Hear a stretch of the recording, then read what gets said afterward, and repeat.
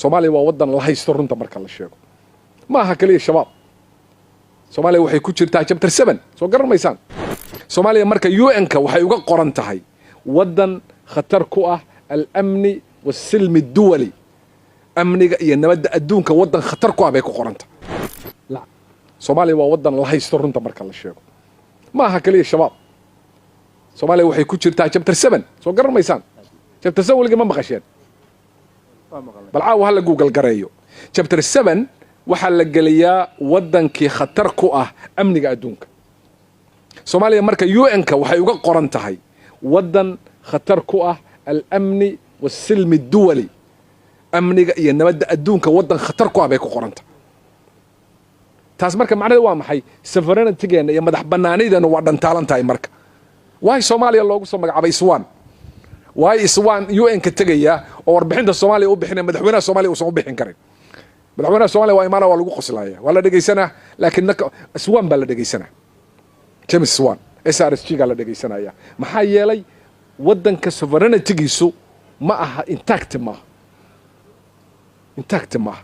marka inaynu security-geena maxaa la man laa yamliku quutahu laa yamliku qaraarahu. qofkan quudkiisa ku filayn qaraarkiisa kuma fila.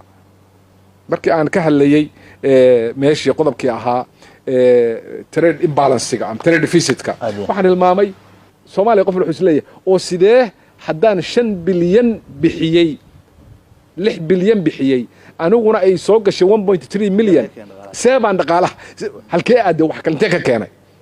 waxaan ka keenay remittance. Soomaaliya sanad kasta waxaa soo galay 6 bilyan ku dhawaad oo xawaalada maaha mid inaga shirkadanu keenaan laba nooc waxaa jira remittances. mid waxa weeye midda dadka loo soo diro 2 bilyan waay taqriiban 2 bilyan 200 milyan meelahaas waay markay ugu badan tahay. waxaa jira 3 bilyan oo adduunku soo galiya Soomaaliya sanad kasta. marka 3 bilyan waxay soo martaa xawaaladaheena iyo meelaha la midka bangiyadeena. marka actually lacagta aynu bixin alayna ma arkeen waa hore lacagta 6 bilyan ah ayaanu ku daboolaa. marka political stability security-ga wadankeena waxaa jooga boqolaal hay-adood oo ka shaqeeya amniga oo cid xukunta aysan jirin.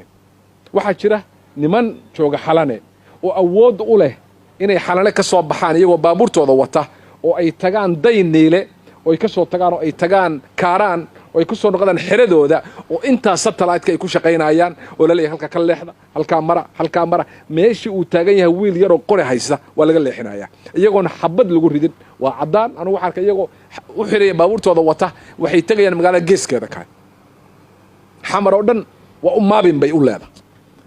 ma wajahda maxay noogu caawin waayeen? waa in anaga noogu caawin anagu security-geena waa ilaa 2007 ay noo joogaan 11 kun oo ciidan ah oo billions ay ku baxdo oo ciidankeena lagu maalgelin waayo. security-geena gacanteena kuma jiro. who is going to trust you marka ninka maalka gashanaya ninkee way waxyaala dhaqaalaha challenge-kan haystay ka mid tahay.